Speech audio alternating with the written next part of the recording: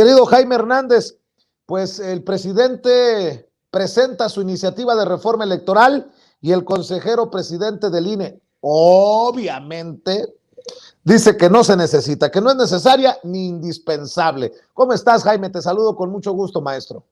Querido Vicente, pues efectivamente, Lorenzo Córdoba, antes de que se conociera hoy la iniciativa, ya le había dado una entrevista a la revista Nexos de Héctor Aguilar Camín, en donde buscó refugio para decir por adelantado que esta reforma no es indispensable, y dice que desde la década de los 90 la serie de reformas que han surgido han sido incrementales, poco a poco, con cuidado, pero lo que no dice es que desde la década de los 90, fíjate ya más de 30 años, el Instituto Nacional Electoral, que es el producto más acabado de estas reformas, no sirve para un carajo, ¿no? Y a lo que es más, no tiene credibilidad en absoluto. Pero en cualquier caso, aprovecha esta extensa entrevista con Nexos, primero para quejarse de que este gobierno sigue atizando el odio, que ha puesto en peligro la vida de los consejeros electorales,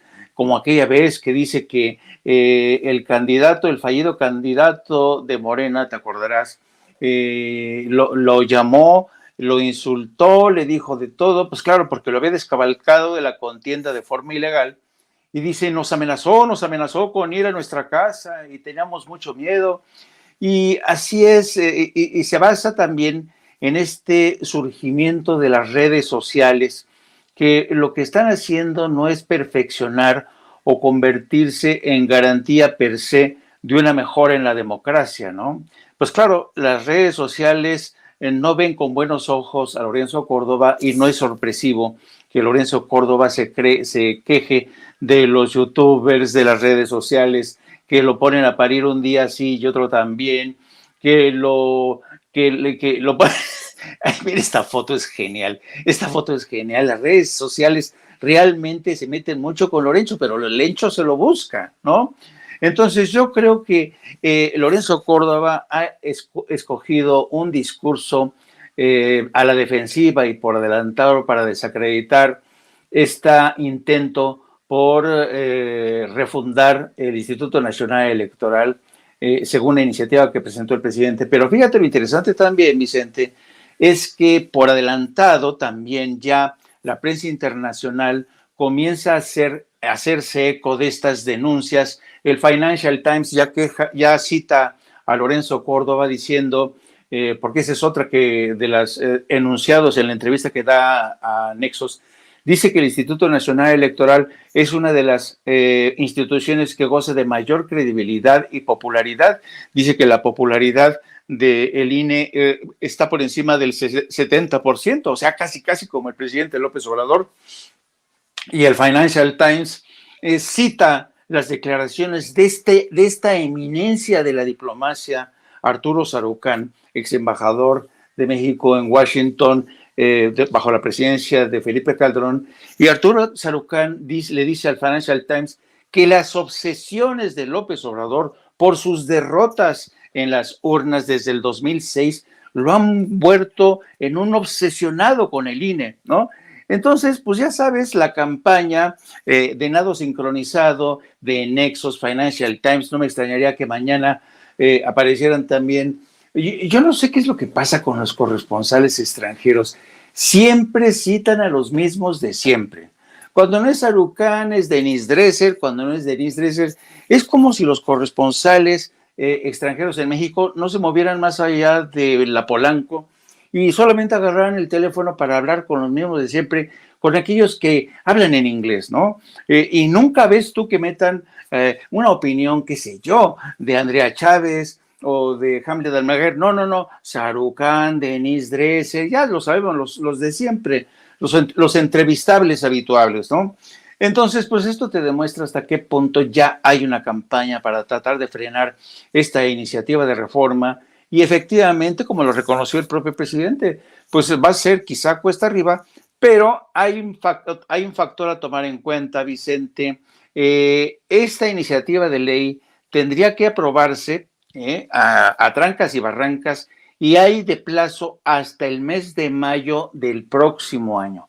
Es lo que dice la Constitución para poder entrar en vigor. Así es que tiempo hay, para que después de las elecciones del próximo 5 de junio, los del PRI y del PAN, que les va a ir como en feria, digan, ay, en la madre, pues a lo mejor sí nos conviene apoyar esto, ¿no? Aunque visto lo visto por las declaraciones por adelantado de Vandalito Moreno, que está siendo investigado, o la gente del PAN dicen que no, ellos van a estar en contra de esto, porque no es posible. ¿Qué te parece? Pues muy cabrón, porque el presidente también dice, con los pelos de la burra en la mano, que el INE no es garantía de nada. Por ejemplo, una declaración en Palacio Nacional que me gustaría proyectar, mi querido Jaime, para continuar con el diálogo. El presidente asegura, cree que no hay otro país con más fraudes electorales que México, y eso es vergonzoso. Bolas, qué fuerte. Vean y escuchen. De imposiciones, de fraude. No creo que haya otro país, y es vergonzoso, con más fraudes electorales que México, con más imposiciones,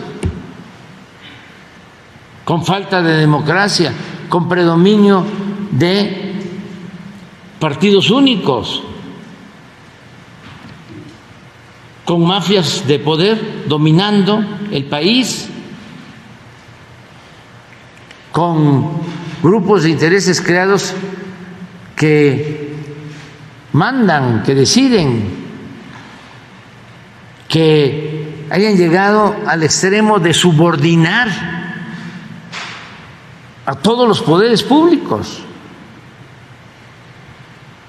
En la práctica, lo he dicho, no había una democracia en sentido estricto, era una oligarquía, era el gobierno para una minoría, no el gobierno del pueblo, para el pueblo, con el pueblo.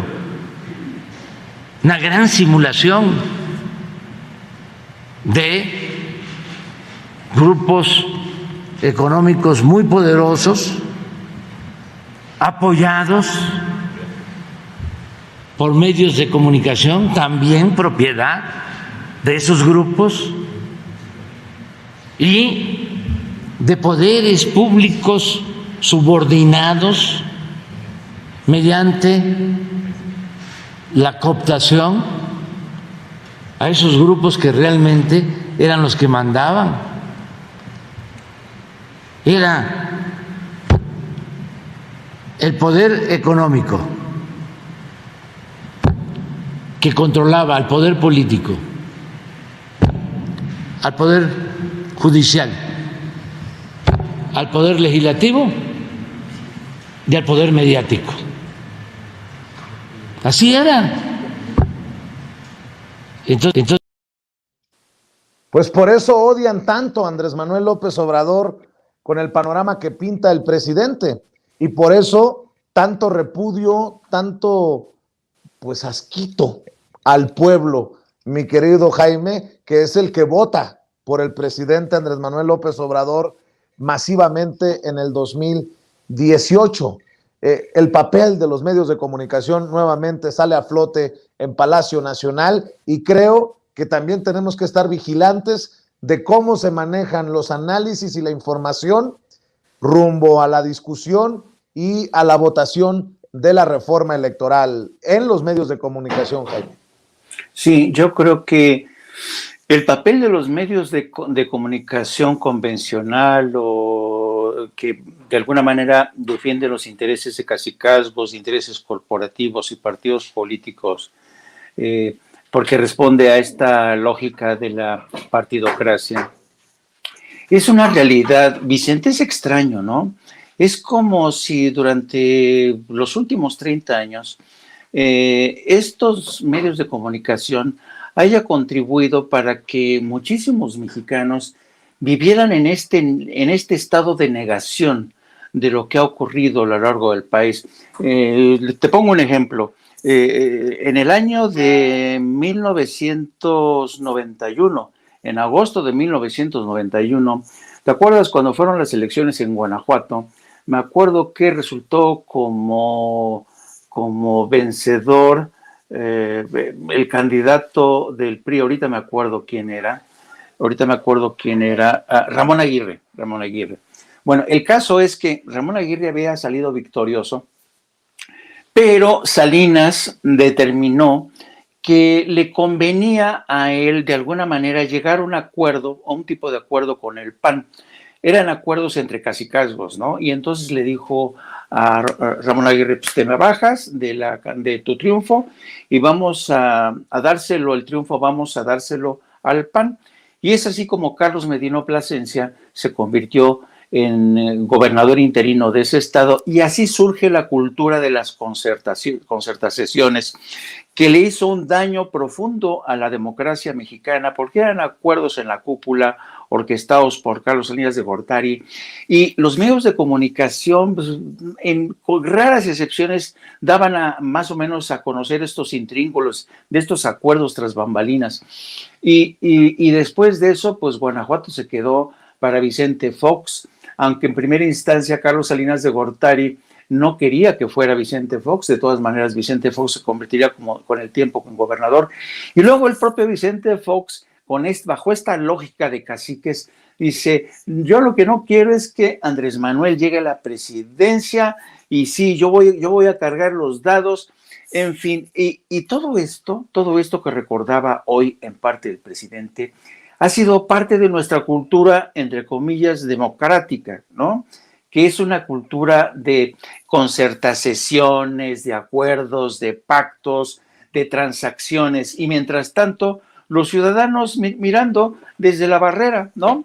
Entonces, yo creo que al introducir esta reforma, el presidente que era una de las críticas que estaba haciendo en la entrevista con Nexos, Lorenzo Córdoba, que dice que esto es imposible, que no puede ser que un logro tan democrático como el Instituto Nacional Electoral se les hurte a los partidos, se les hurte esta nueva democracia. Digo, pero espérame, yo digo ahí, no, es que el INE nunca debe haber pertenecido a los partidos políticos que sacaban ahí tajada financiera multimillonaria. No, el INE tiene que estar en nuestras manos, en la de los ciudadanos, en los electores. Entonces, desde ahí te das cuenta que la lógica de Lorenzo Córdoba es seguir trabajando bajo esta lógica de las castas, los caciques, responder a los intereses de Claudio X González, a los intereses del PAN, a los del PRI. Siguen estos arreglos en la cúpula. Y yo creo que ya basta. Y uno de los temas fundamentales va a ser la libertad de expresión, que por cierto fue Pablo Gómez el que hoy refirió y subrayó que esta reforma electoral contempla que haya una libertad de expresión sin paliativos, es decir, se acabaron los vetos a campañas, a pronunciamientos del presidente, de secretarios de Estado, porque ahí se está vulnerando la libertad de expresión. Yo no conozco otro país, Vicente, en donde en plena campaña electoral se les prohíba a los funcionarios, se les tape la boca al presidente. En Estados Unidos todo mundo habla, hasta el último día de campaña. En Europa lo mismo. Yo no sé por qué México ha introducido esta cultura para mí tan perversa, del cállate y no digas cuáles son tus favoritos de aquí a la cita con las urnas, y se está atentando contra un principio elemental de la libertad de expresión. Por tanto, para mí todas las iniciativas presentadas hoy son bienvenidas en términos personales, pero ya sabemos que esta gente no está de acuerdo, y ya le dieron instrucciones, por supuesto, al PRI y al PAN y al PRD para que se pongan a todo lo posible por derrotarla. Querida Adriana, por ahí entraba un superchat que se me fue de la pantalla. Espero que hayas logrado rescatarlo tú para agradecer el respaldo económico de esta audiencia diferente e inteligente. Gracias. Guzmán, el que nos criticaba, nos mandó $10 de superchat. Mándeme una mentada, aunque sea, Guzmán. Ahora, por favor, le pido que ya que mandó el superchat, ahora sí mándeme una mentada de madre, aunque sea. Gracias por el apoyo económico, y encontré un mensaje en el chat que me emociona. Marcos Pi Dice, hoy me encontré a Vicente frente a la entrada principal de Palacio Nacional. Andaba en chinga buscando señal para transmitir. Mis respetos, Vicente, y mi apoyo. Y dice, andaba solo, pues sí, como camarógrafo, como productor y como conductor. Qué bueno que ustedes aprecian lo que uno hace con muchas veces un cerdito, una gallinita, 3 cacahuates, 1 kilo de tortillas. Obviamente, con lo que tenemos, con los fierros que tenemos para sacar el programa. Gracias por darte cuenta, Marcos, y apreciarlo. Gracias a Ebert García por los $20 de Superchat. Y ya que estamos, nada más para cerrar, maestro, para irme a la mesa de diálogo, que también va a sacar chispas.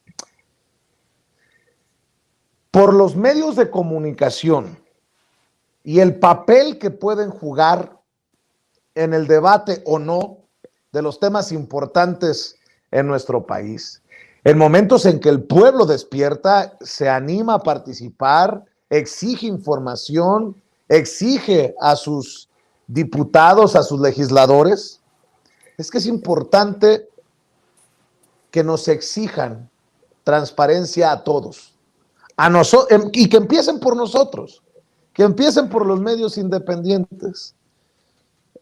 Interesantísima la declaración, solo para el análisis y para cerrar, Jaime, de Juan Becerra, conductor de espacios noticiosos en Capital 21, el canal de la Ciudad de México, quien fue invitado al programa de John Ackerman en Canal 11. Hizo polémicas declaraciones sobre la revista Proceso. Me llamaron mucho la atención porque hemos hablado de una derechización en Proceso, pero va más allá Juan Becerra, miembro también de esta familia Sin Censura. Usted lo ve y lo escucha semanalmente en estos espacios libres como el viento. Escuche nada más lo que le dijo a John Ackerman en su programa en Canal 11. No, Proceso funcionó muchísimos años con publirreportajes. Entonces, tú querías dar a conocer una información proveniendo de donde sea, incluso secretarios de Estado, e ibas a Proceso. Y dabas la información, se analizaba la información, se hacía el reportaje y había por ahí algún sobre. ¿Desde siempre? Desde o que sea, yo esta me acuerdo. práctica ahora No. que se está denunciando del chayote no es nuevo. Desde siempre, pero a donde voy es que Proceso siempre ha hablado mal del gobierno, porque eso le ha funcionado enormemente. Proceso siempre ha escudriñado al poder, siempre ha puesto en sus portadas fotografías en contra de los gobernantes y de los legisladores. Porque eso le funciona, porque a la gente que le gusta oír mal hablar de su gobierno, por eso necesitamos una transformación en el país, porque le echamos la culpa de absolutamente todo. Y si nos va mal, pues es culpa del gobierno. Y si quedamos en un bache, pues es culpa del presidente. Y si llovió de más, y si no llovió, pues también. Y a Proceso le funcionó mucho eso. Cambia el gobierno, cambia el país, Proceso sigue igual. Lo que pasa... Y quienes escribían antes en Proceso, incluyéndote a ti, eran analistas que tenían muy en claro todas las corruptelas que se llevaban a cabo y las analizaban y las investigaban, tenían su opinión, pues ya no les funcionan. ¿Por qué? Pues porque tenemos el gobierno que habíamos querido tener durante muchísimos años y por el que peleamos y por el que luchamos. ¿Por qué vamos a hablar mal si se están dando resultados? O sea, Proceso no le funciona porque sus lectores quieren oír hablar mal del país. Pues qué fuertes declaraciones de Juan Becerra con John Ackerman sobre la revista Proceso. Si la revista, los directores, los editores de la revista Proceso no salen a aclarar esto de los reportajes pagados, pues creo que se abolla la credibilidad de la revista Proceso en algún momento referente en México. La Proceso de don Julio Scherer, no de los Scherer, los herederos, los de hoy. Esa es mi opinión. Mi querido Jaime, cerramos con tu comentario. Mira, yo creo que la revista Proceso fue un medio de comunicación, y digo fue un medio de comunicación que durante una época fue fundamental, sobre todo la época de don Julio Scherer. Don Julio Scherer aprendió muy pronto, y Scherer fue maestro de muchos periodistas. Scherer aprendió que es necesaria la cercanía con el poder. porque en realidad es cierto, Vicente. Nosotros, sobre todo los que nos dedicamos a hacer crónica de la política, pues ¿cómo vamos a hacer crónica o hablar de política si no estamos cercanos a ella? Y es lo que hacía Julio Scherer. ¿Cuántas veces no contaba que llegaban a la revista secretarios de Estado para interesarse por esto, por lo otro, y don Julio les doraba la píldora? Pero lo que sí tenía muy claro don Julio Scherer, y esta es una opinión personal, es que, y yo comparto esta opinión desde siempre, es importante estar cerca del poder, es importante incluso, ¿por qué no?, tener una especie de luna de miel con el poder, ¿no? Llevarte incluso de a cuartos, piquete de ombligo. Pero el día que te vas a la cama con el poder, ahí ya te jodiste, ahí ya te perdiste. ¿Por qué? Porque una vez que te encamas con el poder, ya pierdes tu independencia, pierdes tu equidistancia. Entonces, yo creo que la relación con el poder tiene que ser un complicado equilibrio en la que no necesariamente tienes que llevarte a madrazos con el secretario de Estado, con el presidente, presentarte casi como un puritano que no, tienes que ser una persona civilizada, decente, incluso llevarte bien con el poder, pero no transigir con las tranzas del poder. Entonces, esa es la escuela de los viejos periodistas, algunos de los cuales lo respetaban, como era el caso de don Julio Scherer, y otras veces no tanto, ¿no? Pero de un tiempo acá, la revista Proceso, no cabe duda de que se ha escorado hacia la derecha, no cabe duda de que incluso yo tengo la impresión que al interior de Proceso todavía hay periodistas que viven una especie de naufragio, ¿no? Y que no les queda más remedio que seguir en la revista. Otros han dado el salto para salirse de ahí, como ha sido el caso de Álvaro Delgado, pero otros periodistas a veces no tienen esa posibilidad, porque lo que sí es cierto es que esa revista... O no tienen los huevos.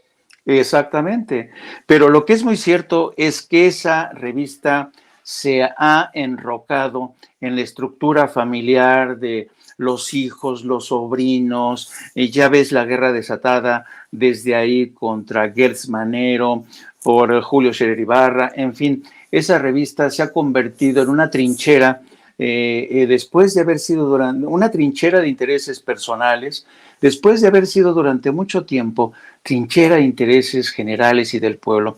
Es una lástima. Yo sé que hay mucha gente que no va a estar de acuerdo conmigo, pero es lo que yo creo. Efectivamente, yo creo que la revista que antes yo consideraba fundamental, realmente poco a poco ha ido perdiendo aliento y ha perdido fuelle y ha perdido popularidad en tiempos en que yo creo, y con esto cierro, querido Vicente, en tiempos en que yo creo que hay que decirle a las cosas por su nombre. Si no, nos estaríamos traicionando a nosotros mismos. Yo prefiero, por ejemplo, rápidamente, el tema de decirles o no traidores a la oposición, que es un tema sobre el que yo reflexionaba esta mañana y sobre la que me permití, me acuerdo, invocar unas palabras del gran Octavio Paz. Octavio Paz hablaba de la fuerza de las palabras y decía que a veces los mexicanos tenemos miedo a utilizarles, a darles el peso específico a estas palabras que son hermosas, ¿no? Y entonces él decía que hay mexicanos que van por la vida como desollados, ¿no? Como que se les hubieran quitado la piel y cualquier insulto, cualquier insinuación les duele tremendo, como si no tuvieran, como si les quemara, vaya. Y si desafortunadamente muchos mexicanos, por esta reacción de los políticos que no les gusta que les digan ladrones, traidores, saben, son como jarritos de tlaquepaque, se sienten de todo. Y ante esta reacción todo el mundo dice, no les digan traidores a los traidores, por favor. Y entonces uno como periodista que está acostumbrado a manejar el lenguaje con precisión, dice, ¿y por qué coño no le voy a decir traidor a un traidor? ¿Porque le duele? ¿Y cómo no le va a doler? Y a mí me dolió más que traicionar más a mi país.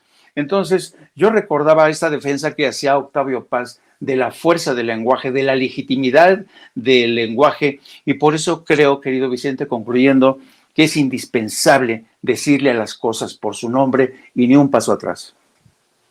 Gracias por esa reflexión, Jaime Hernández. Gracias, Javier Popoca, por los $20 de Superchat. Gracias, Javier Ruiz, por los otros $20 de Superchat. Gracias a Bernardo Campos Solís por los $10 de Superchat. Dice, saludos desde Michigan. YouTube los esconde, es muy difícil ver a Toño en la mañana. Saludos a todos. Pues doble agradecimiento, triple agradecimiento, Bernardo, por buscarnos, por encontrarnos y por donar a Sin Censura. Gracias a Ever García por los $20 de Superchat. Gracias, decía Javier Popoca, por otros $20 de Superchat. Querido Jaime, amor con amor se paga. ¿En dónde te apoyan? Querido Vicente, muchas gracias. Pues les pido que nos apoyen también a nosotros. Que no solamente hagan la ronchita con Vicente, no es cierto. Nuestro Vicente se merece eso y más. Les pido que también nos apoyen nosotros en No Apto para Cínicos. Transmitimos todos los días de las 14 a las 15:30, 16 horas, lunes a viernes, y también síganos a través de nuestras redes sociales en @Jaime Journo o Yourno, y síganos también a través de la sección de La Jornada Sin Fronteras de nuestro gran periódico La Jornada, donde abordamos temas de inmigración, relaciones bilaterales con Estados Unidos, desplazados, refugiados por la guerra, etc., etc. Muchísimas gracias, don Vicente. Muchas gracias, querido Jaime. Nos escuchamos. Nos vemos aquí mañana en Sin Censura, que también es tu casa. Gracias a Jaime Hernández, el maestro Jaime Hernández, editor de La Jornada Sin Fronteras.